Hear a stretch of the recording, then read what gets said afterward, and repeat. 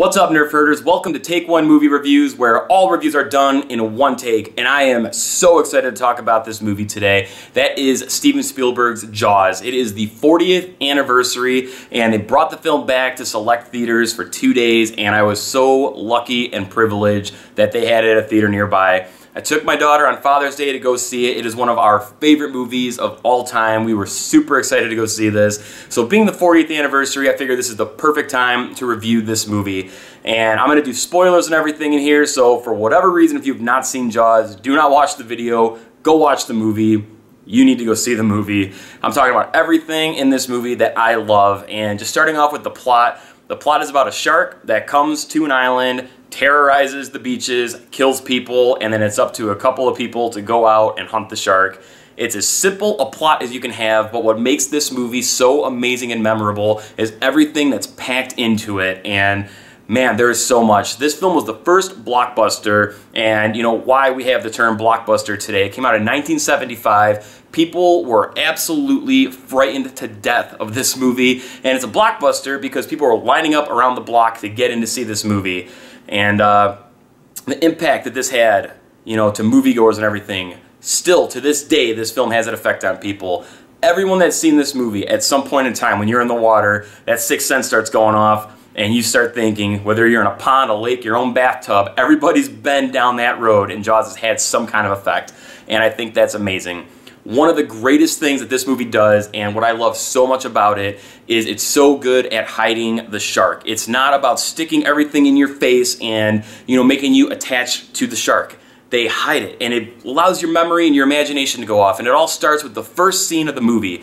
You know, we got the opening scene. Everybody's out on the beach. It feels like this nice, safe party for everybody. And the one girl goes out skinny dipping and just gets completely destroyed. And you never see anything except above the water and, you know, just the terror and the fear and the screaming. And it allows your imagination to run. It's just, wow, like, what is causing this? And you know it's a shark, but it's just perfect how it's executed. The first real good shot that you get of the shark is, you know, when they're in the pond, and Michael's on the boat, the sailboat with his friends, and you got the instructor sitting there, and when Jaws comes up and tips that boat, there's that real gorgeous shot you get real quick with Jaws kind of tilted on his side, and you know, you see him just under the water, and it's enough to where you can visually see it, but everything that leads up to that makes that quick reveal so satisfying. You get little shots of the dorsal fin. You got the one scene when the little boy gets killed and you see just the fins kind of flip in the water. So all that leads up to that one shot when you finally get a little glimpse as to what he looks like, and it's terrifying, it's gut-wrenching. And then that brings us to when we get onto the boat later on in the movie, when we're finally aboard the Orca, and that scene when Chief Brody's out there and he's chumming, he's like, yeah, come on, chum some of this shit.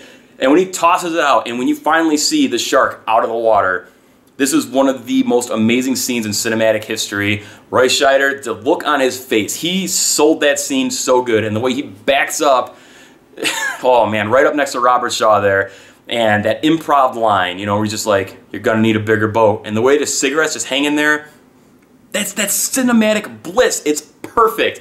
And then from there on, you get to see the shark more, and they have different shots and angles where you really get to see the size of this beast. Absolute perfect execution with the reveal of the monster. Another thing that is amazing in this movie, and what makes this movie for me, is the characters.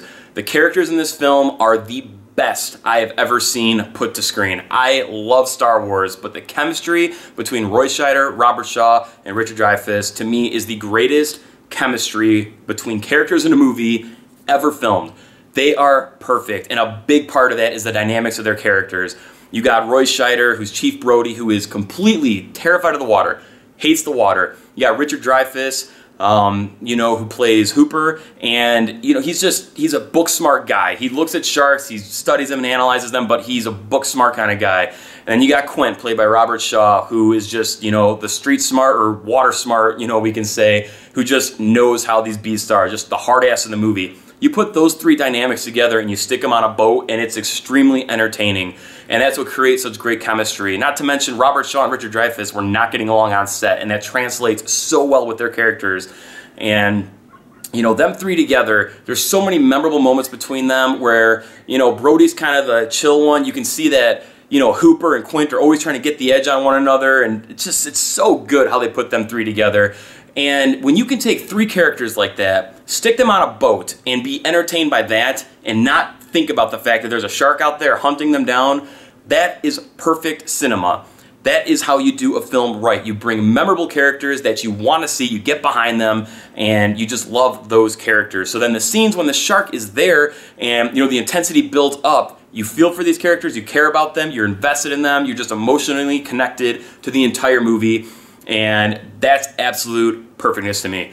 Now, the ending of this movie, I feel, is one of the most satisfying endings ever because I feel everything how it's handled is super smart. They've tried what they can do. They're completely in awe about what this shark is capable of, and they're out of ideas. So Hooper says, you know what, screw it. Put me down in the cage. I'm going to go for it. I'm going to try to inject this thing and try to get it in the mouth because I can't pierce its skin, and that's how we're going to try and do this, which goes completely south. And some of those shots are actually, a real great white shark tearing up the cage, which, perfect. It's just perfect. I love that, how they, mix between that and then they had the animatronic shark and everything, which what a brutal shoot this film had to be. And there was a lot of problems with the shark, getting it to operate and everything, but handled perfectly, A-okay. So, Hooper's in the cage, gets completely destroyed, he's got to go hide, the shark jumps up on the boat, it's going down, Quint gets caught into the jaws and taken out of the water, and we're left with just Chief Brody, the one who's terrified of the water, who realizes, I've got nothing else to lose, I gotta go for it.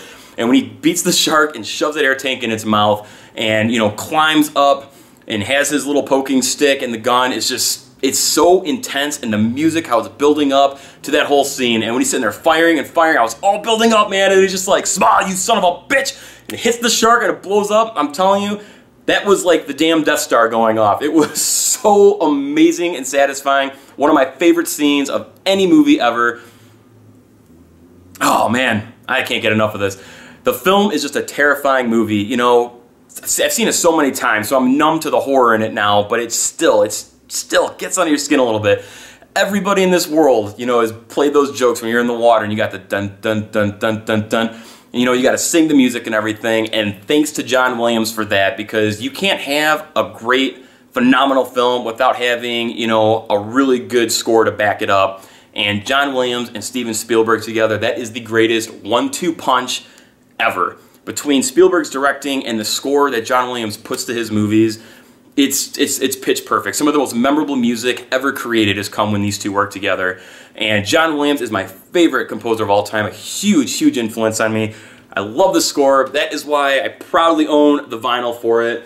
And that main theme in the movie has become, almost a body of itself and as iconic as the film itself.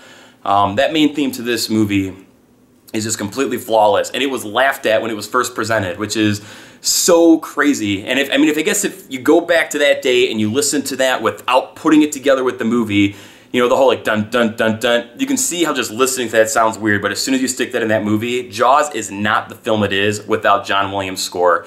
And I think you can say that for any film that John Williams has scored. His films, or his scores rather, they elevate his movies that he's working on to a whole other level, and Jaws is no exception. I absolutely love this movie. It is a perfect film, one of the best films ever made, and that is why it is firmly on my #2 slot for favorite films of all time, right underneath Star Wars.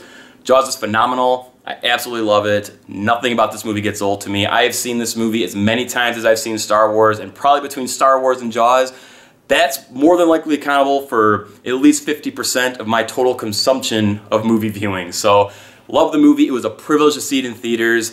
I hope they have a 40th anniversary release they're going to do for this. I'd love to get something nice of that, but nevertheless, Jaws. How do you guys feel about Jaws?